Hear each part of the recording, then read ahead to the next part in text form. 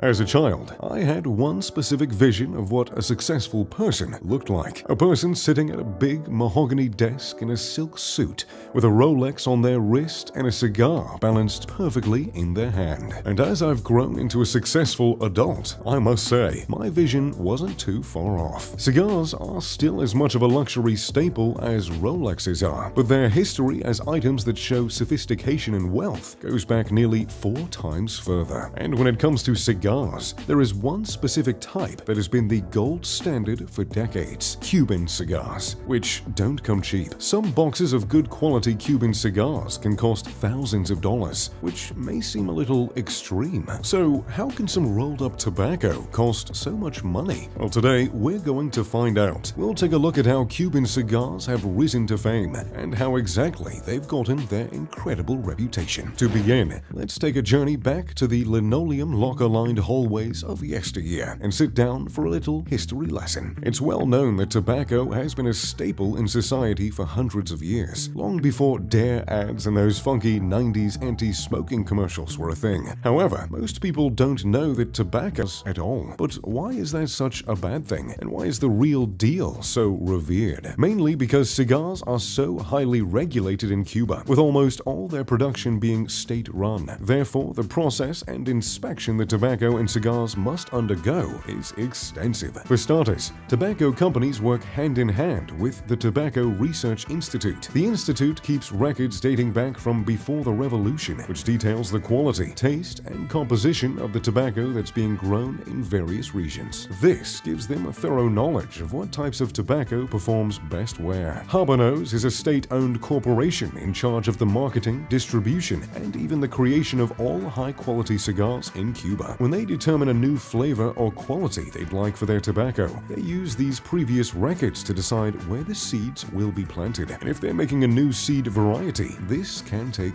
years. Cuba uses old-school methods of cross-pollination to expand their variety of seeds. This process alone can take 10 to 12 years. And when the seeds are finally finished, they're put through 2 years of testing in various regions, soils, and climates. Then, the real growing begins, which is another aspect that contributes to the price and prestige of Cuban cigars. Some estimate that there are 500 manual tasks that cigars go through from planting to hitting the shelves. After the seeds are planted, the growing plants are pruned carefully so they can become the right size and shape for cigars. Some plants, those that are going to be used as wrappers, are covered with a cloth so they stay out of that hot Cuban sun. Then, the plants are harvested by experts. After this, the curing begins. Curing is the process where the leaves are dried out and develop the aroma that so many cigar aficionados are looking for. The plants are strung on strips of wood that are hung from the ceiling in a curing barn, a process that has remained the same for generations. Some barns are carefully heated and monitored, while others aren't temperature controlled. Some curing barns even burn hardwood or sawdust to further dry the leaves and give them that sweet, sweet aroma.